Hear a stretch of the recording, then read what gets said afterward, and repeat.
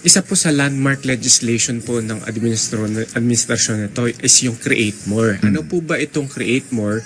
Ito po ay tungkol po sa fiscal incentives na pwede pong ibigay ng gobyerno sa mga gustong mag-invest dito sa bansang ito. Bago tayo magpatuloy, sa mga nakikinig sa atin, mga ilang ulit na nating narinig ang salitang fiscal policy, fiscal incentive. Sa ordinaryong Grab driver, yung nasa paninderya kanina na dinaanan ko, yung mga nasa pier ngayon na nakamonitor sa atin, pag sinabi mong fiscal, anong ibig sabihin nito? Ang kung sa context po ng Create More, yung fiscal incentive po na ito basically ay mas mababang pagbubuwis than sa regular.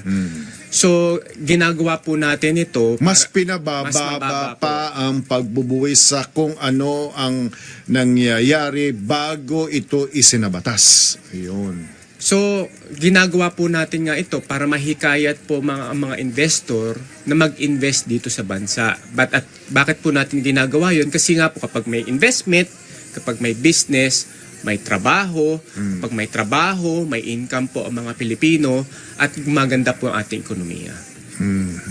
So, pagka narinig ko ba ang salitang fiscal reform, fiscal incentive, does it follow automatically that this refers to lowering taxes?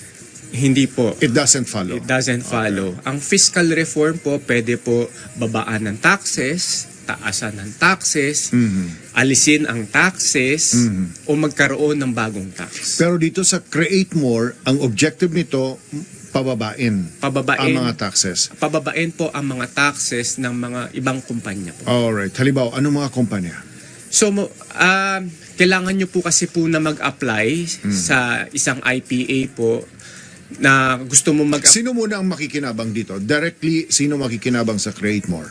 Directly ang makikinabang dito po ay mga businesses na mabibigyan po ng tinatawag nating fiscal incentives.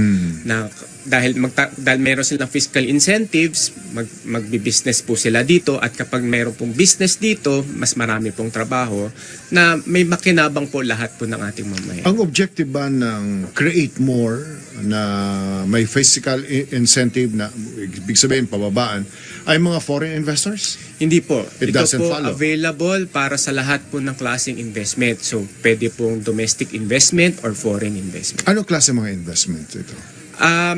Marami po kasi pwede mapagbigyan ng fiscal incentives na makikita nyo po yung listahan ng mga activities na pwedeng bigyan dun po sa tinatawag natin SIPP. Halimbawa?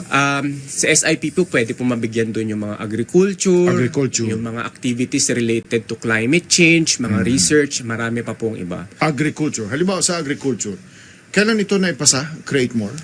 Yung Create More po, last year po napasa, pero yung original law po kasi is noong 2021 kung hindi ako nagkakamali. Inamendahan po natin to last year upang mapaganda po yung Create More at maayos yung ibang problema po noong 2021 na legislation. 2021, nagkaroon tayo ng 2023 para pagandahin. Anong ibig sabihin ng pagandahin? Maraming mas in-expand ang coverage nito?